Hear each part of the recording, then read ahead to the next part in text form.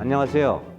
저는 한국해양과학기술원 독도전문연구센터에 근무하는 박찬홍 박사입니다.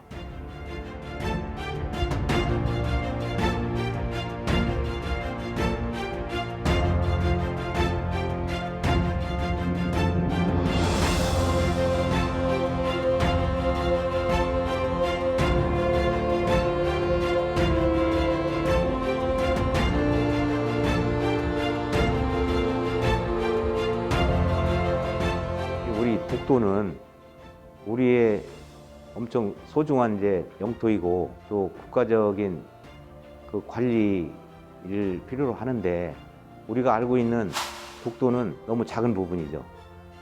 대부분의 독도는 물속에 잠겨 있기 때문에 과학기술 연구 없이는 독도를 알 수가 없기 때문에, 우리가 연구를 통해서 독도의 영토 실체를 제대로 파악을 하고 주권국으로서 해야 될 필수적인 과정이라고 생각합니다.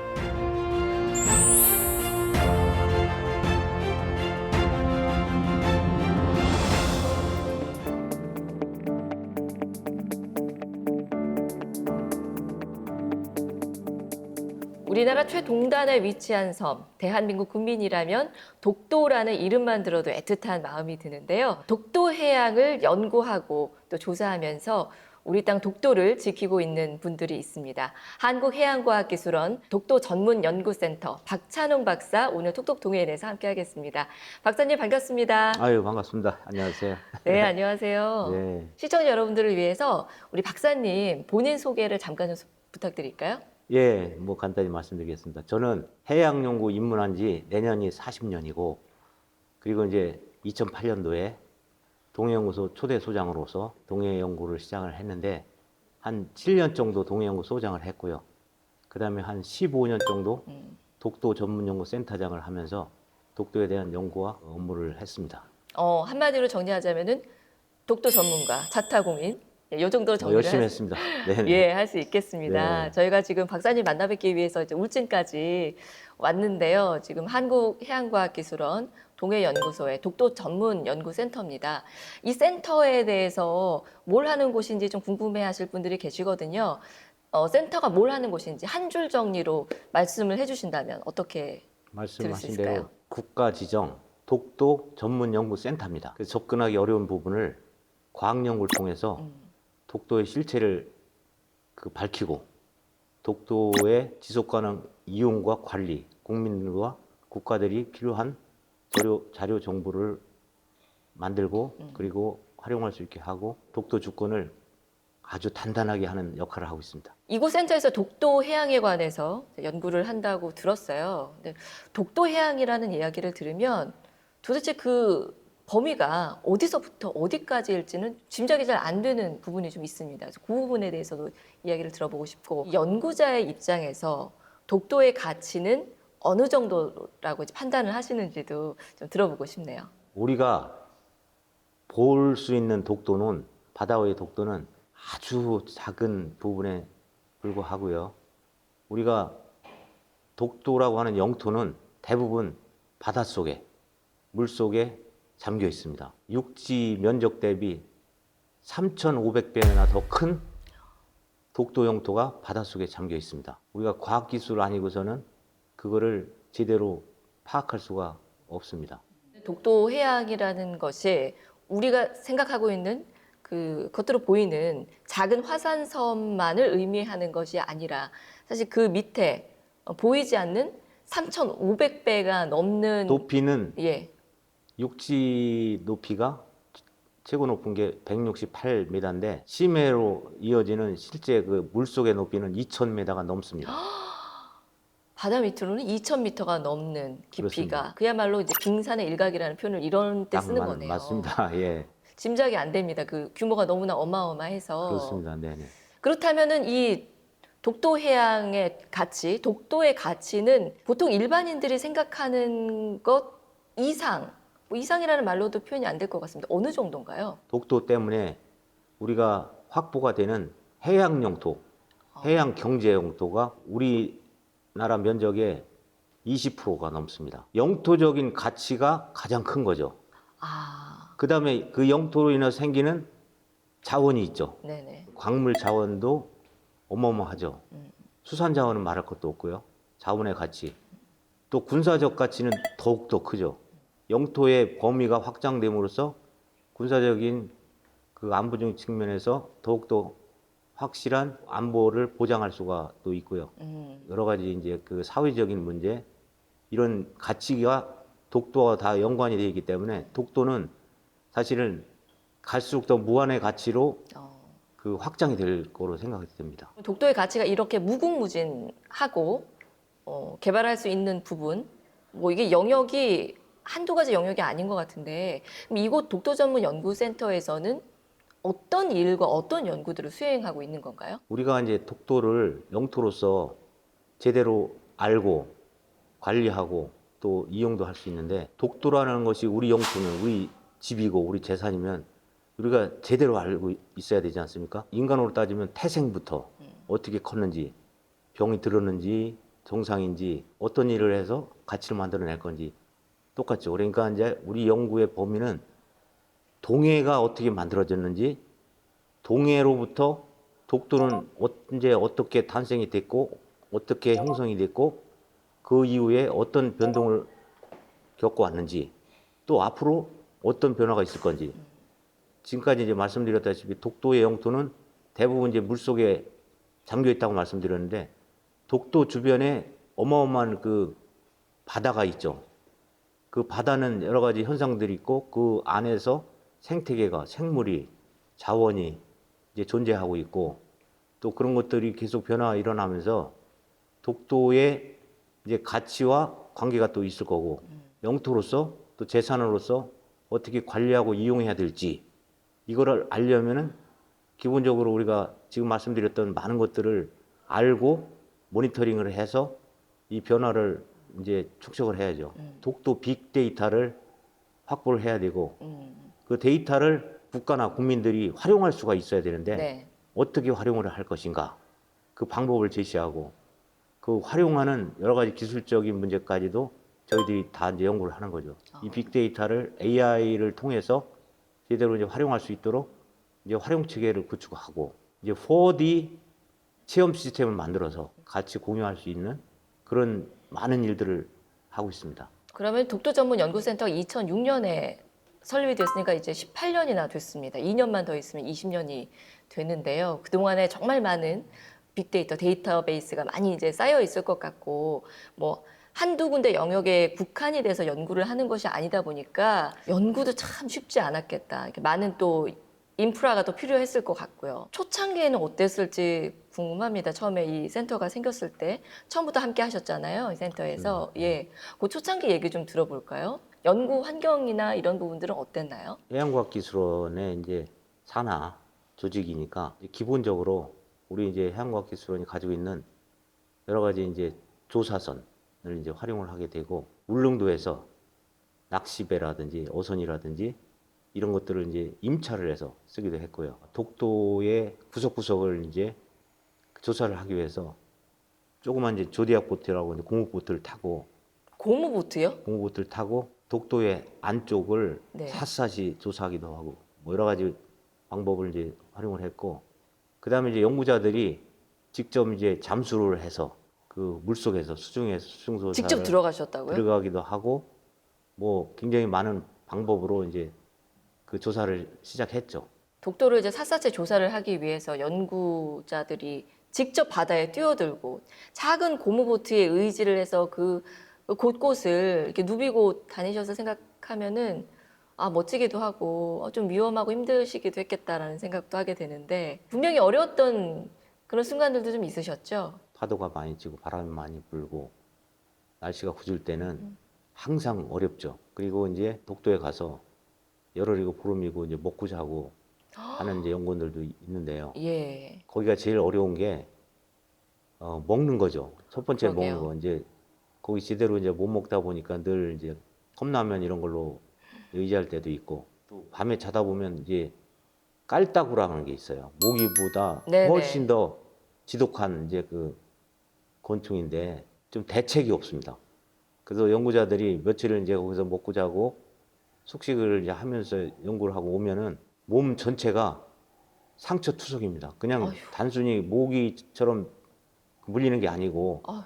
살을 이제 파고 들어가기 때문에 엄청난 고통을 안고 옵니다. 아, 저는 배를 타고 나가신다고 해서 그냥 하루 정도 뭐 아침에 나갔다가 오후쯤에 들어오고 이런 것들을 생각했는데 배를 타고 나가서 그 배 위에서 막 열흘 보름씩 또 생활을 하시는군요. 라면만 먹으면서. 또 그런 와중에 깔따구한테 뜯기고 뭐 라면밖에 못 먹어서 힘들고 이런 상황에서도 생각지 못했던 이런 발견들을 할 때 또 연구자들은 기쁜 거잖아요. 예, 어떤 순간이 생각나세요? 심해 잠수정을 투입을 해서 심해 조사를 합니다. 신기한 생물들, 음, 또 신기한 이제 독도의 몸체, 심해의 몸체를 어, 이제 볼 때 굉장히 좀 말 그대로 신기하고 경이로웠죠. 그러면 혹시 그 조사 중에 지금껏 발견되지 않았던 뭐 생물이나 이런 것들도 발견한 적이 있으세요? 흙 속에 사는 선충 종류인데 그 세계 최초로 우리가 그걸 발견해서 거기에 독도 이름을 붙여서 독도 엔스라는 독도 엔스. 생물이죠. 그것뿐만 아니라 바다 생물은 물 속에 있다. 뭐 이렇게 생각하는데 그렇죠. 그게 아니고 흙 속에 또 바위 속에 또 생물의 또 몸 속에 이거 우리가 상상하지 못했던 곳에서 진짜 완전히 세상에 처음 발견되는 그런 생물들이 신기한 생물들이 나타납니다. 야, 그런 걸 발견했을 때는 정말 연구자로서 큰 희열을 느낄 것 같아요. 그렇죠.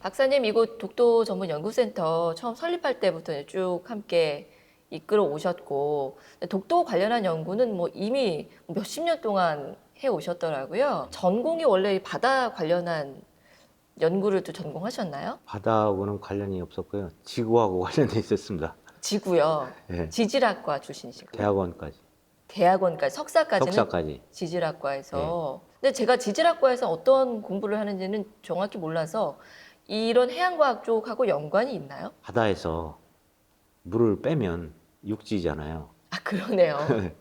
사실은 연관이 있는데 그 연관이 없는 것처럼 사실 보이죠. 아, 그러면 이제 뭐 전공은 지질학을 하셨지만 뭐 해양과학과 뭐 전혀 연관이 없다고 할 수는 없겠고, 그러면 해양과 관련된 그런 지질 쪽으로도 공부를 좀 하셨겠네요? 우리 지질학과 있을 때 예. 과목으로 해양 지질학 과목이 있었습니다. 있긴 있었습니다. 그러면은 해양과학 쪽으로는 언제부터 관심을 가지시게 된 거예요? 사실은 이제 본격적으로 이제 해양과학을 시작한 거는 한국해양과학기술원, 그때 당시는 한국과학기술원 키스트에 네네. 있었습니다. 아, 그럼 이제 키스트에 입사를 하시면서 그때부터 이제 해양 관련한 연구를 시작을 하셨군요. 맞습니다. 해보니까 적성에 좀 맞으셨나 봐요. 어떠셨어요? 적성이 많이 맞았죠. 어떤 부분이 매력 있었나요? 지질학을 하면서 이제 육지 조사를 했지 않습니까? 근데 이제 바다 쪽으로 조사를 이제 하면서 이제 조사하는 이제 방법이라든지 결과라든지 새로운 기술, 새로운 방식, 새로운 도전적인 의미에서 굉장히 뭐 저한테 다가왔죠. 연구하는 방법이 많이 다른가요? 어떻게 달라요? 육지는 산이고 들이고 가시고 이제 걸어 다녀야 되고 바다는 배를 타고 다니잖아요. 예. 그렇죠. 배 타고 다니는 게 더 힘들지 않나요? 저는 여지껏 멀미한 적이 별로 없습니다. 아, 그러셨어요? 예, 바다가 적성에 딱 맞으셨나 봐요. 굉장히 맞았다고 볼 수가 있습니다. 혹시 뭐 어린 시절에 이렇게 바다에 가까운 지역에 좀 사셨나요? 저는 육지 한 중앙에 살았습니다. 충청도, 충남, 천안. 천안. 예, 아, 그러면 어렸을 때 뭐 바다랑 좀 가깝게 지내고 그런 건 아니셨겠네요. 어르신들이 부모님들이 물가에 가지 말라고 했어요. 위험하니까. 위험하니까. 웅덩이 근처도 가지 말고 예. 바다도 가능한 한 가지 말라고 말씀하셨지. 어머나, 근데 어르신들 말씀에 완전히 위배되게 지금 위험천만한 바다에 가서 조사를 하시고 연구를 하시고 사실 그렇게 이제 죽을 됐네요. 고비도 많이 넘겼죠. 제가 와. 40년 가까이 하면서 그럼에도 이렇게 계속해서 하시는 건 바다가 주는 매력이 굉장히 큰가 봐요. 매력도 있고요. 네. 그다음에 사실 제가 약간 도전적인 성향도 좀 있고 연구를 하다 보니까 직업으로서도 굉장히 매력이 또 있었고 직업으로서의 매력은 어떤 거죠? 연구자로서 이제 매력이라는 거는 본인이 관심을 가지고 또 새로운 성취를 이뤄내고 뭐 하는 것들이 이제 매력이죠. 아, 그러셨군요. 석사까지는 지질학을 하셨고 연세대에서 이제 하셨죠. 네. 박사는 일본 유학을 가셔서 하셨는데 박사학위 그 과정 도중에 좀 위기가 있었다고 하더라고요. 어떤 얘기인가요? 일본 연구팀하고 동해 연구를 하면서 학위 논문에 동해라는 표기를 해야 되는데 일본은 일본해로. 저펜시, 예. 시 오브 저펜이지 않습니까? 그거 외에는 인정을 안 하죠. 근데 저는 이스트 C를 쓰고 싶지만 이스트 C를 단독으로 쓸 수는 없고 아, 그럼 이제 논문을 통과를 왜냐면 안 시켜준다고 그랬나요? 그렇죠. 일본 입장에서는 당연히 어, 그때 당시에 이제 지도 교수님이 사실은 이제 굉장히 인품이 좋으시고 실력도 엄청 대단하신 이제 국제 석학이신데 제가 대한민국의 이제 국민이라는 것들을 이제 가만 고려를 해주시고 일본 교수님들을 이제 설득을 해서 사실 제가 통과를 할 수 있었는데 그러니까 일본 입장에서는 당연히 이제 저펜 C하면 시 오브 저펜이고 이제 저 입장에서는 이스트 C인데 이제 그거를 이제 일본에서 받아줄 수가 없지 않습니까? 근데 이제 그거를 절충할 수 있는 게 병기를 하는 건데, 두 가지를 다. 예, 병기를 하는 건데 또 병기도 사실은 일본 그 입장에서는 인정을 안 해요. 인정을 안 하는 거죠. 그러니까는 이제 그것도 이제 어려운 상황인데 저는 이제 최소한 병기라도 해서 이거를 받아야 되겠다는 생각을 하고 근데 그렇지 않으면 이거를 박사학위를 제가 이제 한 5, 6년을 했는데 못 받을 수도 있는 못 받을 상황이었네요. 수 있는 상황이었죠. 어, 그래서 저는 그래도 끝까지 저는 그거를 고수를 할 수밖에 없는 입장이잖아요. 그렇죠. 그런 상황에서 사실은 그 지도 교수님께서 중재를 좀 해주신 거죠. 그러면 그래서 병기를 해서라도 가자. 겨우 이제 학위를 받은 거죠. 그런 쉽지 않은 부분들이 굉장히 있네요. 어려운 과정이었죠. 그 부분이. 그 얘기만 들어봐도 이 독도 해양을 연구하는 분들이 참 크고 작은 어려움이 많겠다라는 생각이 들어요. 그렇지만 또 우리 연구자들이 연구를 한 독도 해양과 관련한 뭐 논문들이라든지 이런 연구 결과 같은 것들은 계속해서 발표를 해야 되는 거잖아요. 이런 어려운 부분들이 있더라도. 당연하죠. 일본의 심사위원들이 있는 학술지 같은 경우는 실제 리젝트를 그러니까 거부당하는 경우도 많이 있어요. 그럼에도 불구하고 이제 우리가 병기 그러니까 같이 쓸 수 있는 거는 우리가 국가적인 이제 지금 기준이 병기를 한다. 병기를 하는 게 이제 우리 국가적인 입장이고요. 그래서 이제 안 되면 이제 병기로 이제 지금 그 연구자들이 논문을 내거든요. 네. 그런데 이제 일본 레프리들이 그러니까 그것도 이제 승인 안 할 때가 많아요. 그래도 연구자들은 끊임없이 그 도전을 해야죠, 당연히. 이 독도가 또 일본과 얽혀 있는 이슈들이 많다 보니까 저 같은 일반인들은 짐작하지 못했던 부분들이 훨씬 더 많이 있었네요. 그럼에도 불구하고 이제 계속해서 또 연구를 꾸준하게 해 오셨기에 지금의 또 박사님이 계시는 거고 또 이런 부분들을 인정받아서 상도 많이 받으셨더라고요. 장보고 본상도 받으셨고 또 최근에는 문무대왕 해양대상까지 받으셨는데 조금 지났지만 진심으로 축하드립니다.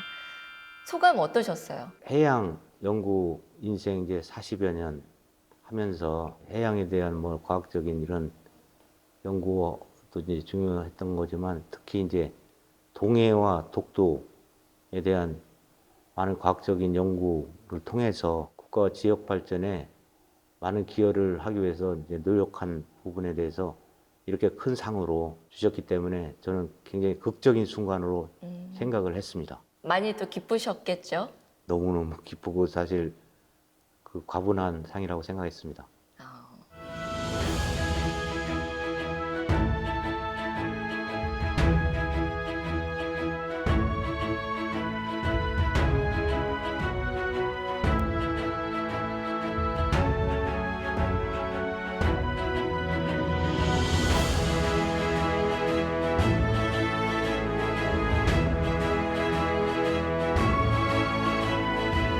동해가 중요한 이유는 동해가 전 세계 바다를 축소해 놓은 대양의 축소판 같은 바다입니다. 여기서 일어난 일을 잘 알면은 전 세계 바다를 다 파악을 할 수가 있고, 여기에는 이제 과학기술의 어떤 이제 테스트 베드가 될 수도 있지만, 그런 걸 통해서 전 세계 바다로 대양으로 우리 해양력을 키워갈 수 있는 굉장히 중요한 이제 시발점이 되기도 하고요. 그 다음에 동해 바다는 자원의 바다. 자원이 엄청나게 많이 보존이 돼 있는데 우리가 그거를 제대로 이제 파악하지 못하고 있고, 과학기술 통해서 그거를 이제 해 나가야 되고요. 동해는 러시아, 북한, 일본 전 세계의 열강들이 사실은 이제 공유하고 있는 바다기도 하고, 지금 긴장이 항상 이제 긴장과 갈등이 공존하는데, 군사적으로도 굉장히 이제 중요한 바다이면서 그 외교적인 부분, 또 영토적인 부분, 우리한테는 그 두말할 필요 없이 엄청나게 중요한 바다가 될 수밖에 없습니다.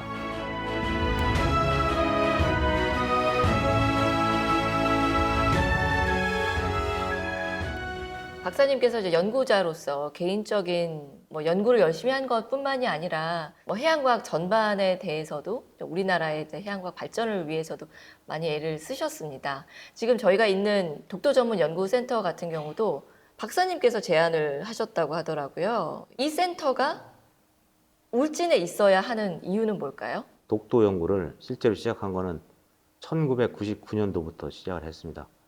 그리고 이제 그 2005년도에 국가적으로 이제 독도에 대한 중요성, 관리 중요성을 인식을 해서 이제 법이 만들어지고, 또 이제 기본계획이나 이런 여러 가지 이제 국가적인 시책이 만들어지면서, 그때 이제 정부에서 국가 독도 전문연구센터를 만들겠다.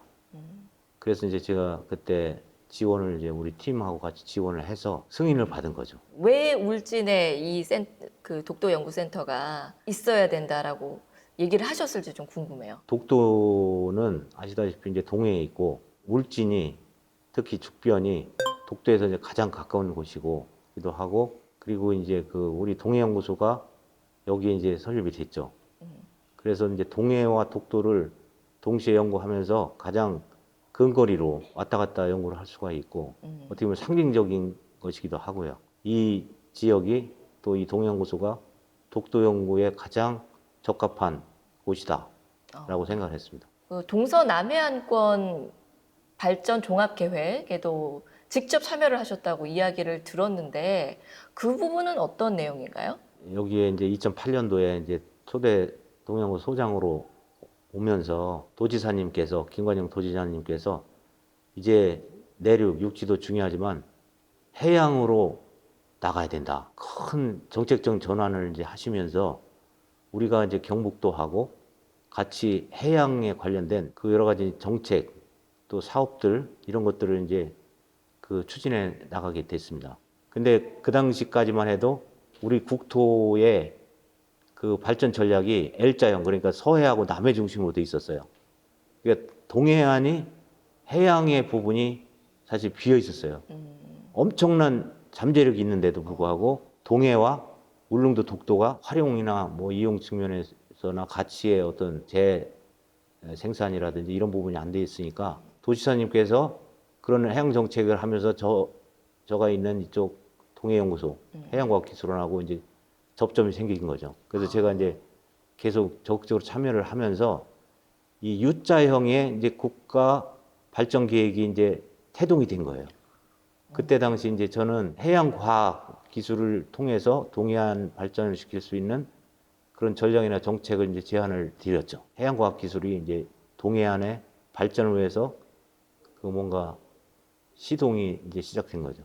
동해안이 정말로 많은 무한한 가치를 가지고 있는데 그 이전에는 어느 정도 좀 소외된 부분들이 있었고 그 부분에 그렇습니다. 대해서 또 우리 박사님이 안타깝게 생각을 하시고 적극적으로 어필을 하셔서 지금 이제 울진 쪽에 보면은 해양과학 관련한 연구소들이 꽤 많이 있잖아요. 예, 이런 부분에도 큰 기여를 하셨네요, 박사님께서. 적극적으로 했죠. 저는 왜냐면은 이 동해안이 해양과학 기술을 통해서 발전할 수 있는 잠재력이 엄청 크다 인식을 했고, 두 번째는 세계의 이제 대양의 축소판인 동해를 활용해서 국가적이나 국민들한테 해양의 중요성을, 또 해양의 이제 잠재력을 통해서 우리 국가적인 해양력을, 국가적인 전체 국력을 키워나갈 수 있는 굉장히 좋은 기회다, 이렇게 생각을 해서 이 울진 지역을 이제 국가 해양 클러스터, 연구 클러스터, 해양과학 클러스터를 직접 하는데 이제 굉장히 많은 이제 심혈을 기울였죠. 뭐 이제는 울진 하면은 해양과학을 많은 분들이 떠올리시는데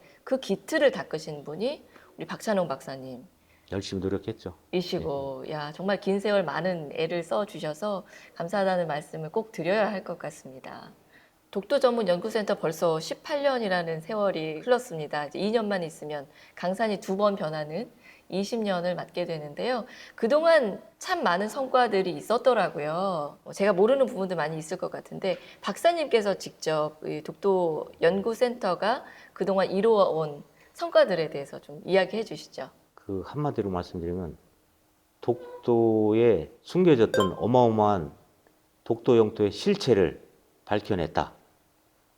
그리고 이거를 국가나 국민들이 잘 활용할 수 있도록 빅데이터로 구축을 했고, 그런 것들을 이제 2차, 3차 활용할 수 있는 성과들로, 예를 들면 뭐 논문을 통해서, 또 이제 책을 통해서, 또 뭐 전시회나 언론 보도를 통해서, 또 이제 그 국가에서 국민들이 또 여러 가지 전문가들이 필요한 자료로 서비스하면서 이 독도에 대한 가치를 높이고 주권국으로서의 역할을 해내는데 큰 기여를 했다.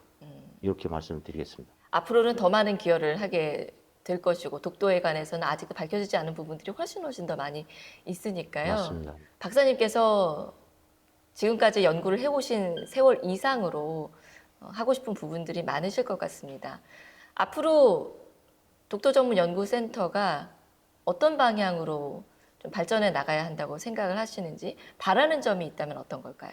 독도 전문연구센터는 사실은 이제 엄청 중요한 이제 조직이고 중요한 역할을 이제 하고 있습니다. 하고 있고, 독도 전문연구센터가 하는 일은 지금까지 이제 말씀드렸던 독도에 대한 여러 가지 연구를 이제 하고 있는데, 이제 우리가 지속적으로 해야 될 부분이 있고, 또 새로운 연구를 발굴해서 해야 될 부분이 있고, 이런 것들을 어떻게 국민들이나 국가가 제대로 활용을 해서 독도의 가치를 높이고 주권국으로서의 역할을 단단히 할 수 있도록 우리 독도센터가 그 지원을 해야 된다. 뭐 그런 거죠. 그런 게 제일 중요하다고 생각합니다. 이제 미래 연구 중에 가장 중요한 게, 그래서 지금 말씀드린 대로 이 연구의 성과나 자료를 제대로 활용하는 방향으로 우리 연구는 진행돼야 될 것으로 생각합니다. 연구를 하는 것에서 그치는 것이 아니라 우리 연구 결과로서 만들어지고 있는 많은 그 데이터베이스들을 좀 더 실용적으로 적극적으로 많이 알리고 또 활용할 수 있는 방법에 대해서도 고민을 하시겠다. 중요한 부분인 것 같습니다. 네. 보통들은 독도를 지켜야 된다라고 많은 분들이 이야기를 하시지만 저만 해도 독도를 지키는 일 생각하면은 독도는 우리 땅이라고 더 많이 외치고 뭐 더 많이 방문을 하고 이런 부분들, 뭐 인문학적인 부분들에서만 생각을 많이 했었는데 또 박사님과 이야기를 나누면서 과학적인 접근, 연구로서 우리가 독도에 대해서 좀 더 알아야 하는 부분들이 정말 중요하다는 사실을 또 깨닫게 되는 시간이었습니다. 아마 박사님이 그동안 인생을 바쳐서 해온 이 독도에 관한 연구들 덕분에 지금 우리가 독도를 이렇게 잘 지켜나가고 있는데요. 앞으로도 그 역할 계속해서 열심히 맡아주시기를 또 부탁드리면서 이 자리 마무리하도록 하겠습니다. 박사님 오늘 말씀 정말 뜻깊고 즐거웠습니다. 고맙습니다. 아유, 감사합니다.